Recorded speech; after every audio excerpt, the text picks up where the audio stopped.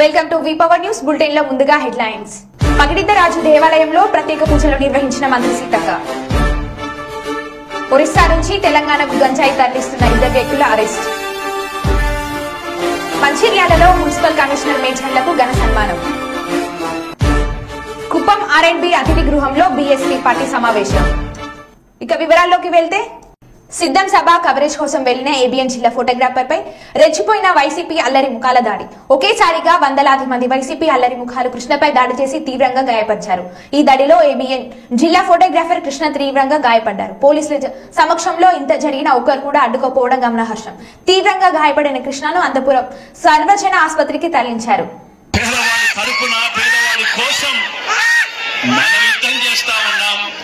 సిద్ధమని చెప్పి ప్రతి పేదవాడు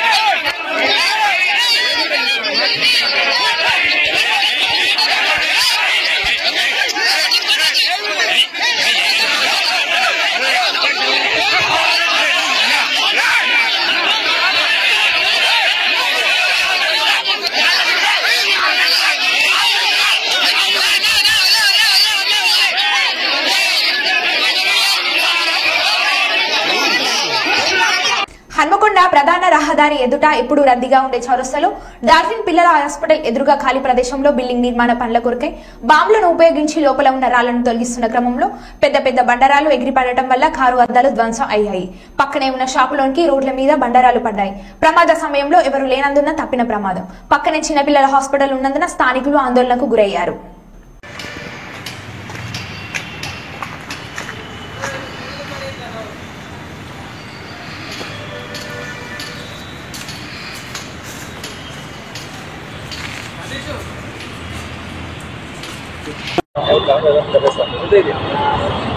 వీడియో తీసి పెడతాను.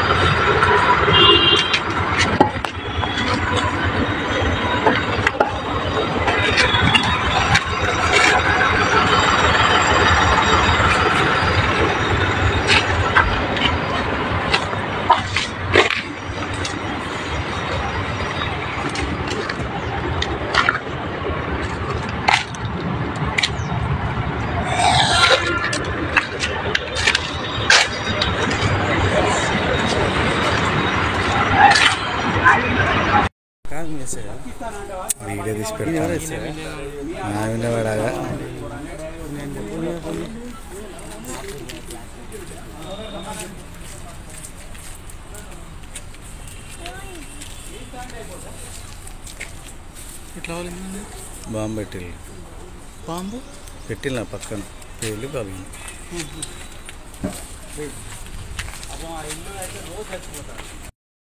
చిత్తూరు జిల్లా కుప్పం R&B అతిథి గృహంలో బీఎస్పీ పార్టీ సమావేశం నిర్వహించారు. ఈ సందర్భంగా పార్టీ రాష్ట్ర అధ్యక్షుడు పరంజ్యోతి మాట్లాడుతూ కుప్పం నియోజకవర్గ బీఎస్పీ పార్టీ తరపున ఎమ్మెల్యే అభ్యర్థిగా గణేష్ పోటీ చేస్తున్నాడని ప్రకటించారు. బడుగు బలహీన వర్గాలకు బహుజన సమాజ్ పార్టీ అండగా నిలుస్తుందని అన్నారు. దేశంలో రాష్ట్రంలో పేదల పక్షాన పోరాడే ఏకైక పార్టీ తమ పార్టీనేనని స్పష్టం చేశారు. అధికార ప్రతిపక్ష పార్టీలు బహుజనులను ఇంకా ఎంతకాలం మోసం చేస్తారని ప్రశ్నించారు. ప్రజలు ఆలోచించి తమ అభ్యర్థులను గెలిపించాలని ఏనుగు గుర్తుపై ఓటు వేయాలని విజ్ఞప్తి చేశారు. ఇంతమంది జనాలను సేకరించారు.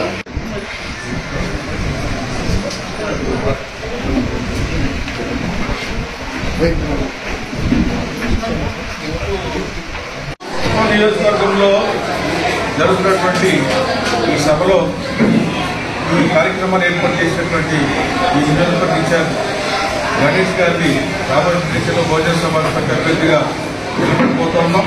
అదేవిధంగా చిత్తూరు పార్లమెంటరీ నియోజకవర్గానికి విజయ్ కుమార్ గారిని మరి పార్లమెంటు పోటీ చేసినటువంటి అభ్యర్థిగా మరి మా పార్టీ తరఫున బహుజన సమాజ్ పార్టీ తరఫున నిలబడిపోతున్నాం. కాబట్టి ఈ నియోజకవర్గ ప్రజలందరూ కూడా మరి ఇద్దరు ఎవరైతే ప్రజాసేవలో జీవితాలన్నింటినీ కూడా మరి గడుపుతా ఉన్నారో వాళ్ళని ఎమ్మెల్యేగా అలాగే ఎంపీగా బహుజన సమాజ్ పార్టీ ద్వారా గెలిపించగలిగితే తప్పకుండా వాళ్ళు ప్రజల యొక్క సేవకు ఇప్పుడు 24 గంటలు ప్రజలకు ఉపయోగపడుతున్న విషయాన్ని ఈ సందర్భంగా బహుజన సమాజ్ పార్టీ ద్వారా ఈ నియోజకవర్గ ప్రజలకు తెలియజేస్తూ రాబోయే ఎన్నికల్లో పార్లమెంట్ అభ్యర్థిగా విజయ్ కుమార్ గారికి, కుప్పం నియోజకవర్గానికి అభ్యర్థిగా మరి గణేష్ గారికి ఓట్లేసి గెలిపించవలసిందిగా ఈ విజ్ఞప్తి జరుగుతున్నది. జై భీమ్, జై భారత్. సుమిత్రా రమణ సార్ గారికి అందరికీ జై భీమ్. ముఖ్యంగా మన సార్ వాళ్ళు ఆల్రెడీ అధికారంలో ఉన్నటువంటి వర్గాలే బాగుపడతాయని చెప్పినటువంటి విషయాన్ని ఒకసారి అర్థం చేసుకున్నప్పుడు ఖచ్చితంగా ఈ రాష్ట్రంలో జరిగింది ఏంటంటే కమ్మకులం అధికారులు ఉన్నప్పుడు కమ్మలు అభివృద్ధి చెందారు, రెడ్డి కులం అధికారులు ఉన్నప్పుడు రెడ్లు అభివృద్ధి చెందారు. కానీ ఏ అధికారం లేనటువంటి మన జాతులు మొత్తం కూడా ఈ దేశంలో ఈ రాష్ట్రంలో అణగారిపోయినటువంటి వర్గాలుగా తయారైపోయింది. తిండికి లేనటువంటి పరిస్థితి కనిపిస్తా ఉంది. ఈ కరువును ఎదుర్కొనేటువంటి పరిస్థితి లేక మరి కొత్త చేత పట్టుకొని ఈ రోజున రాష్ట్రాలు వదిలిపోయి ఎక్కడెక్కడికో వలసలైనటువంటి పరిస్థితులు కనిపిస్తున్నాను. ఇటువంటి దౌర్భాగ్య పరిస్థితి కల్పించినటువంటి ఈ ప్రభుత్వాలు ఏతున్నాయో, ఈ పార్టీలు ఏతున్నాయో, ఈ పార్టీలు వదిలించుకొని బహుజన కులాల అధికారంలోకి వచ్చినప్పుడు మాత్రమే మన జీవితాలు బాగుపడతాయి అని చెప్పేసి బాబాసాహెబ్ చెప్పినటువంటి ఏదైతే రాజకీయ మార్గం ఏతుందో ఆ మార్గంలో ఈ రోజున ఈ రాష్ట్రంలో బహుజనులకు ఉందనేటువంటి విషయాన్ని మనం స్పష్టంగా అర్థం చేసుకోవాలి. అందుకే ఈ రోజున బహుజన సమాజ్ పార్టీ చెప్తా ఉన్నది, ఈ రాష్ట్రం ఉన్నటువంటి 2 కులాల పాలన పోవాలని, బహుజన కులాల పాలన రావాలని చెప్పి నినాదంతో రాబోయే ఎన్నికలకు వెళ్తా ఉన్నాం అని చెప్పి ఈ సందర్భంగా మీరు అందరూ కూడా తెలుసుకోవాలని చెప్పి నేను చెప్తా ఉన్నాను. మేము 2 కులాల పాలన పోవాలి అంటే వైసీపీ పాలన పోవాలి, టీడీపీ పాలన పోవాలి, బహుజన కులాల పాలన రావాలి. బహుజన కులాల పాలన ఈ రాష్ట్రంలో ఎలా వస్తుంది? కేవలం బహుజన సమాజ్ పార్టీ ద్వారానే వస్తుంది. 80% 90% బహుజన కులాలకి ప్రాతినిధ్యం వహించేటువంటి ఒకే ఒక పార్టీ భారతదేశంలో ఈ రాష్ట్రంలో పార్టీ ఈ బహుజన సమాజ్ పార్టీ. కాబట్టి ఈ బహుజన సమాజ్ పార్టీ అధికారంలోకి రావాలి.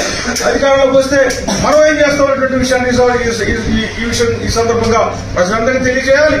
ఈ కుప్పంలో ఉండే ప్రజలు కూడా మనం తెలియజేయాల్సిన అవసరం ఉన్నది. ఎందుకంటే ఇక్కడ కుప్పంలో రాబోయేటువంటి ఎన్నికల్లో మరి ఇక్కడి నుంచి మరి గణేష్ ఇన్ఛార్జ్ గా ఉండి రాబోయే ఎన్నికల్లో పోటీ చేయడానికి సిద్ధంగా ఉన్నటువంటి విషయాన్ని ఎందుకంటే ఇప్పుడు దాకా ఉన్నటువంటి చంద్రబాబు నాయుడు వాళ్ళు కానివ్వండి లేదా చంద్రబాబు నాయుడు ఓడిస్తాం నేను ఇంకొకరిని గెలిపిస్తానని చెబుతున్నటువంటి ఈ పెద్దరికి రామచంద్రారెడ్డి చెప్పినటువంటి ఎవరైతే మరొకరు గెలిచినా కూడా ఈ ఇద్దరు గెలిచినా కూడా మన జీవితాల్లో మార్పు రాలేరో. ఎందుకంటే మీ గురించి పట్టించుకునేటువంటి వాళ్ళు ఎవరితో లేరు. భారతదేశంలో రాజ్యాంగం ఏం చెప్తుంది, చట్టాలు ఏం చెప్తున్నాయి, కనీసం కర్నూలులో ఛత్రపతి శివాజీ శోభయాత్ర ప్రారంభం. కర్నూలు పాత నగరంలో బండిమెట్ట వద్ద ఛత్రపతి శివాజీ జయంతి వేడుకలను సోమవారం అట్టహాసంగా ప్రారంభించారు. ఈ సందర్భంగా కర్నూలు టీడీపీ ఇన్ఛార్జ్ భరత్, కర్నూలు ప్రగతి సమితి నాయకులు హర్ష పాల్గొని శివాజీ శోభయాత్రను నిర్వహించారు. హిందువుల సంక్షేమం కోసం పాటుపడిన గొప్ప వ్యక్తి శివాజీ అని కొనియాడారు.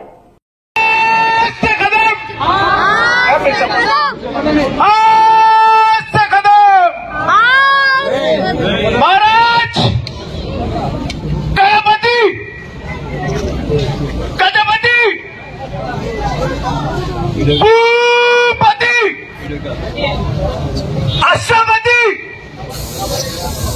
प्रजापति सुवर्णरत्न श्रीपति अष्टवतान जागृत अष्ट प्रधान नवस्थित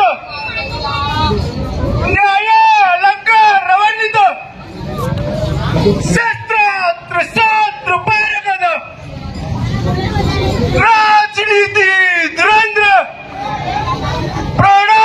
प्रताप पुरेंद्र क्षत्रिय कुनावदास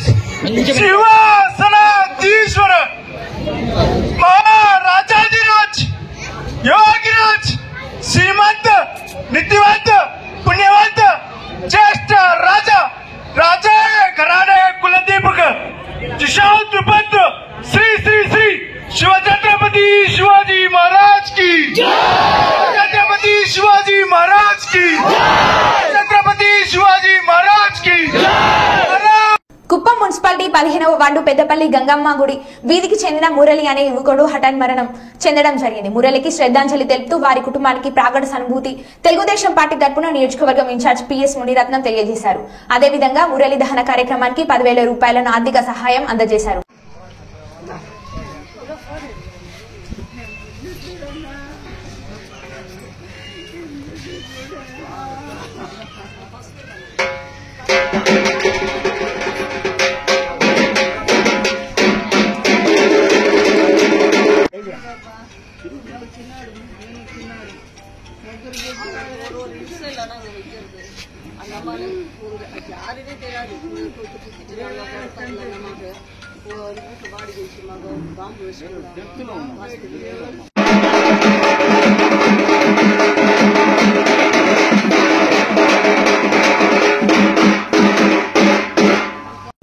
Hanamkonda arts and science college ఆడిటోరియంలో తెలంగాణ ఉద్యమకారుల ఆకాంక్షల వేదిక కార్యక్రమానికి ముఖ్య అతిథిగా తెలంగాణ రాష్ట్ర పంచాయతీరాజ్ గ్రామీణాభివృద్ధి స్త్రీ శిశు సంక్షేమ శాఖ మంత్రివర్యులు డాక్టర్ ధనసూరి అనసూయ సీతక్క గారు హాజరయ్యారు. ఆకాంక్షల నెరవేర్చడం కోసం వేదికగా ఏర్పాటై ఈరోజు ఉద్యమకారులందరినీ కూడా ఒక వేదిక మీదకి తీసుకొచ్చేటువంటి ప్రయత్నంలో మరి ఈరోజు మీటింగ్ ఏర్పాటు చేసినటువంటి వేదిక మీద ఉన్న ప్రజలందరికీ పేరు పేరున హృదయపూర్వక ఉద్యమకారులకు, తెలంగాణ ఉద్యమకారులు, ప్రగతిశీల భావ ఉద్యమకారులు, మరి త్యాగాల ఉద్యమ పార్టీ నుంచి వచ్చినటువంటి ఉద్యమకారులు, కళాకారులు, అంతిమంగా సమాజం బాగుండాలి, అంతరాలు లేనటువంటి సమాజం కావాలని పోరాడినటువంటి మహనీయులందరికీ కూడా పేరు పేరున హృదయపూర్వక నమస్కారాలు, ధన్యవాదాలు తెలియజేస్తా ఉన్నాను. మరి ఒకప్పటి మీటింగ్ కూడా తెలంగాణకు బీజం వేయడంలో 1997లో అందరికంటే ముందు బీజం వేసింది కూడా ఈ వేదిక మీద ఉన్నటువంటి భావజాలం కలిగినటువంటి పెద్దలే. తర్వాత వేరే వాళ్ళు దాన్ని మాది అని గొప్ప చెప్పుకున్న ఆ ఉద్యమంలో క్రియాశీలక పాత్ర పోషించి ఇప్పటికి కూడా మరి ఆకాంక్షలను నెరవేరకుండా ఆ యొక్క సాధనలో, తెలంగాణ సాధనలో క్రియాశీలక పాత్ర పోషించింది. మరి ఇప్పుడు కూడా మళ్ళీ ఇంకా ఉద్యమ ఆకాంక్షల కోసం ప్రయత్నించేది కూడా ఆనాటి తెలంగాణ ఉద్యమానికి బీజం వేసినటువంటి పెద్దలే వీరందరూ కూడా. కాబట్టి అంటే అనుకున్నది రాష్ట్రం సాధించినప్పటికీ ఏదైతే లక్ష్యాలు అనుకున్నారో, ఎలాంటి విధి విధానాలు స్వరాష్ట్రంలో జరగాలనుకున్నారో, ఎలాంటి సంక్షేమం రావాలనుకున్నారో అది గత 10 సంవత్సరాల బీఆర్ఎస్ పాలనలో కూడా రాకపోవడంతో మరొక అవకాశం మా అందరికీ కాంగ్రెస్ పార్టీ ఇచ్చిన తెలంగాణ పార్టీగా గుర్తించి మీరందరూ సహకరించి ఎంతో మంది చనిపోయినటువంటి వాళ్ళ చరిత్ర కూడా మనం చూసినాం గతంలో.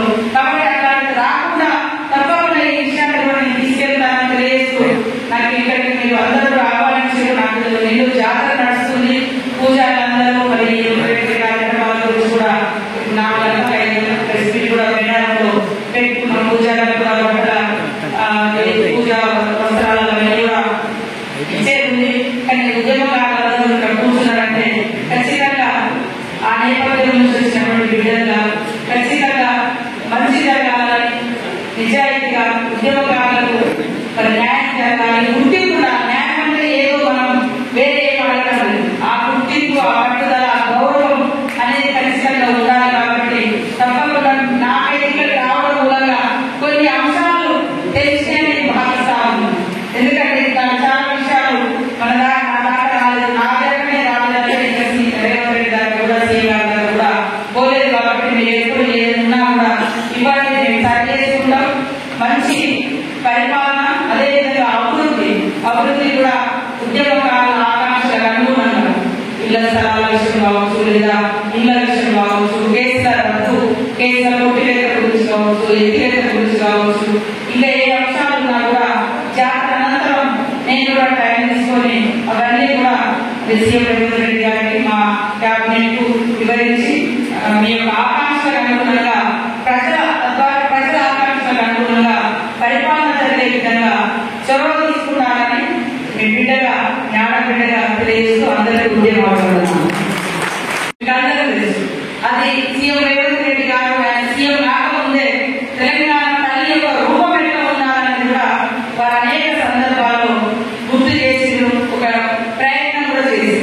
ఈరోజు చేసే తెలంగాణ పాట కావచ్చు, గద్దరన్న అవార్డ్స్ కావచ్చు, లేదా తెలంగాణ తల్లి విధానానికి సంబంధించి కావచ్చు, రాసే పోకడలొద్దు, మరి మంచి లక్ష్యాలు ఆశయాలు ఉండే విధంగా తెలంగాణ వాస్తవ భావజాలం బతుకును ప్రతిబింబించే విధంగా ఉండాలని మేము తపన పడుతున్నాం. ఒకవేళ కొన్ని నిర్ణయాలలో ఏమైనా లోపాలు జరిగినా మీ అందరి సూచనలు సలహాలు తీసుకొని సరి చేసుకొని ఈ ప్రభుత్వం ముందుకెళ్లే విధంగా మీ యొక్క సూచనలు సలహాలు అన్ని కూడా తీసుకుంటామని తెలియజేస్తూ, ఒకవేళ ఇప్పుడు మీరు అన్నట్టు నిజంగా పోలీస్ స్టేషన్ ఆధారంగా తీసుకొని కేసు పెడితే కేసుని ఆధారంగా చేసే ఉద్యోగం కావాలంటే ఇక వాళ్ళే వస్తారు. ఇక్కడ చాలా మంది మనకి ఎందుకు కేసులు చేస్తే మరి ఇంకొక రోజు ప్రోగ్రామ్ చేయండి అని కూడా ఆ ఇన్సిడెంట్ లో ఉన్నారు. కానీ అక్కడ తప్పించుకొని ఇంకొక రోజు ఉద్యోగం కోసం ప్రణాళిక చేసిన వాళ్ళు చాలా మంది కేసులలో ఉండకుండా వాళ్ళే ఉండకున్నారు, వాళ్ళు కేసులు ఉంటున్నారు, రాయించుకున్నారు. కానీ మన చాలా మంది జడ్జి ఏం చేశారంటే, అరే ఈ రోజు కేసు అయింది అనుకో, రేపు ఉద్యమాలు పోలీస్ స్టేషన్ లో జైలు ఉంటాయి కాబట్టి కేసు కాకుండా రేపు ప్రోగ్రామ్ చేసి ఉద్యమాన్ని ముస్తాదించాలి, లేకపోతే ఢిల్లీ స్థాయిలో సాధించాలి లక్ష్యంతో లేకపోతే చాలా మంది కేసు గురించి అంటే ఎంత తగ్గింది. కానీ అది క్రైటీరియా కాదు. కేసు కానటువంటి వాళ్ళు చాలా మంది ఉన్నారు. ఉద్యమకారులు సిగ్గుపోయారు, ఆత్మహత్య చేసుకున్నారు, కూడగడలేక అరే నేను ఉద్యమకారులకు న్యాయం జరగాలంటే కంప్లీట్ చేసి ఒక నిబద్ధతతోటి నిజాయితీతోటి జెన్యూన్ గా ఎవరు ఫైట్ చేసి ఎవరు త్యాగం చేసి అనేది గుర్తించాల్సిన అవసరం ఉంది. తప్పకుండా ఈ అంశాన్ని కూడా నేను తీసుకెళ్తాను కాబట్టి ఈ సందర్భంగా తెలియజేస్తా ఉన్నాను. మీరందరూ కూడా ఉద్యమ భావజాలంతో నిరంతరం ఉద్యమ భావజాలాన్ని బతికిస్తూ వ్యాప్తి చేస్తూ మంచి సమాజం కావాలని కళలు అంటున్నటువంటి మీ కోరికలను, మీ డిమాండ్లను, మీ ఆశయాలను, గద్దరన్న గారి ఆశయాలు కావచ్చు, ఇంకా అనేక మంది శ్రీకాంతాచార్య లాంటి తెలంగాణ ఉద్యమంలో మరి పెట్రోల్ పోసుకొని అమలైనటువంటి అనేక ఉద్యమకారుల ఆశలు ఆకాంక్షలు కావచ్చు నెరవేర్చడం కోసం ఉద్యమ పాటను బయటికి తీసుకొచ్చి ఉద్యమ ఆకాంక్షను బయటికి తీసుకొచ్చి నేను సభలోనే మరి రేవంత్ రెడ్డి సీఎం గారు, డిప్యూటీ సీఎం బట్టి విక్రమార్క గారు కూడా స్పష్టంగా మాట్లాడండి. ప్రగతిశీల నిర్ణయాలతో ప్రజల ఆకాంక్షలకు అనుగుణంగా తెలంగాణ ఉద్యమకారుల ఆశలకు అనుగుణంగా పరిపాలన ఉంటుంది. దానిలో భాగంగానే మీరందరూ అప్పుడు మాట్లాడలేదని ఆ తెలంగాణ తల్లి విగ్రహం పెట్టినప్పుడు ఆ విగ్రహాన్ని చూడగానే ఎవరు గుర్తుకు వచ్చిందో మీరు మాట్లాడారో లేదని మేము చాలా చోట్ల మాట్లాడాము. సగటు ఒక చాకలి అనుకుంటున్నాం, ఒక ధీరం అనుకుంటున్నాం, ఒక పోరాట యోధులు అనుకుంటున్నాం. లేకుండా విగ్రహం లేకుండా మరి ఎంత తెలంగాణ తల్లులు అంటే ఎలా ఉంటారు అనేది వాళ్ళు చూపించాల్సింది. కానీ తెలంగాణ తల్లుల యొక్క వేషము భాష. చిత్తూరు జిల్లా కుప్పం శివాజీ సర్కిల్ వద్ద కుప్పం హిందూ ధర్మం పరిరక్షణ సమితి సభ్యుల ఆధ్వర్యంలో ఛత్రపతి శివాజీ జయంతిని పురస్కరించుకొని ఆయన భారీ చిత్రపటాన్ని ఏర్పాటు చేసి ఆయన చిత్రపటానికి ఘనంగా నివాళులర్పించిన కుప్పం అఖిలపక్ష నాయకులు. అనంతరం ఈ కార్యక్రమంలో పాల్గొన్న వారికి అన్నప్రసాదాలు పంచిపెట్టడం జరిగింది.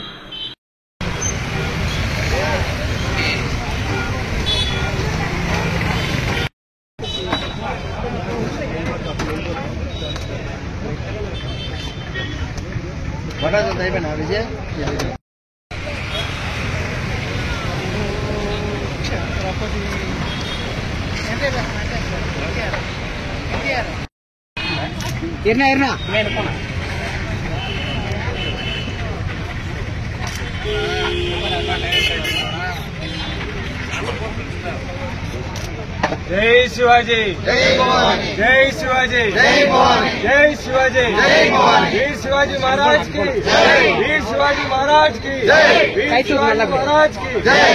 ओम नमः शिवाय, ओम नमः शिवाय।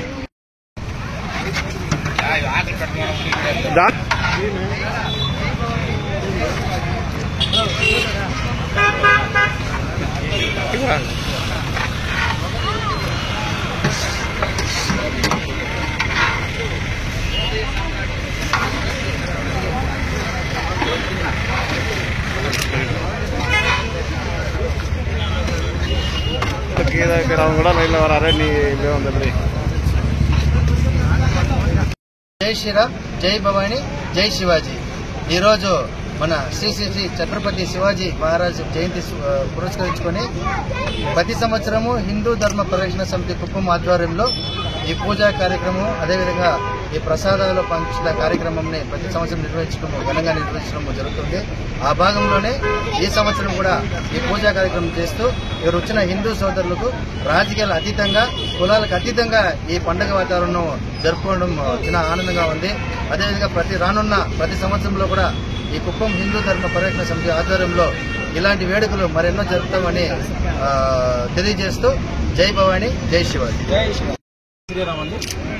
కుప్పం హిందూ పరిరక్షణ వేదిక ప్రతి సంవత్సరం ఛత్రపతి శివాజీ జయంతిని ఘనంగా జరుపుకుంటున్నాం. చాలా సంతోషంగా ఉంది. ప్రతి హిందూ బంధువు కార్యక్రమం పాల్గొంటున్నారు కాబట్టి ప్రతి ఒక్క హిందూ బంధుకి పెద్దగా జరుపుతున్నాము. కుటుంబం హిందూ పరిరక్షణ వేదికని ప్రతి కార్యక్రమంలో అలాగే పాల్పంచుకొని హిందూ సాంప్రదాయాన్ని కాపాడాలని మరి కోరుతున్నాము. ఒరిస్సా నుంచి గంజాయి తరలిస్తున్న 2 వ్యక్తుల అరెస్టు. ఇల్లందులో 3 లక్షల విలువైన గంజాయి పట్టుకున్న పోలీసులు. ఇక వివరాల్లోకి వెళ్తే ఒడిశాకు చెందిన జ్ఞానేశ్వర్ పూజారి, సత్యముజి తమ స్వరాష్ట్రం ఒరిస్సా మల్కనగిరి నుంచి 3 లక్షల రూపాయల విలువైన 12 కేజీల గంజాయిని తెలంగాణ రాష్ట్రం భద్రాచలం నుంచి ఇల్లందు మీదుగా ఆర్టీసీ బస్టాండ్ లో తరలించేందుకు ఇల్లందు కొత్త బస్టాండ్ ప్రాంతంలో అనుమానంగా కనిపించడంతో పెట్రోలింగ్ నిర్వహిస్తున్న ఎస్ఐ అప్పారావు సిబ్బంది అదుపులో తీసుకున్నట్లు సీఐ కర్ణాకర్ తెలిపారు. వీరు స్వరాష్ట్రం ఒరిస్సా నుంచి గంజాయి సేకరించి వయా భద్రాచలం ఇల్లందు మీదుగా హైదరాబాద్ లో విక్రయించేందుకు వెళ్తున్నట్లు సీఐ తెలిపారు. సమావేశంలో పట్టుకున్న గంజాయి నిందితులను ప్రదర్శించిన పోలీసులు వారిని రిమాండ్ కు తరలించినట్లు తెలిపారు.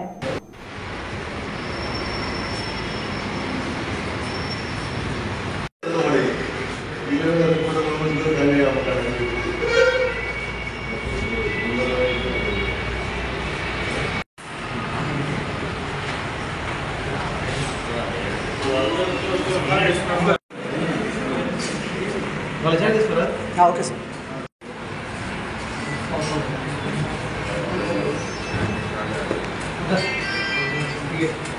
ఓకే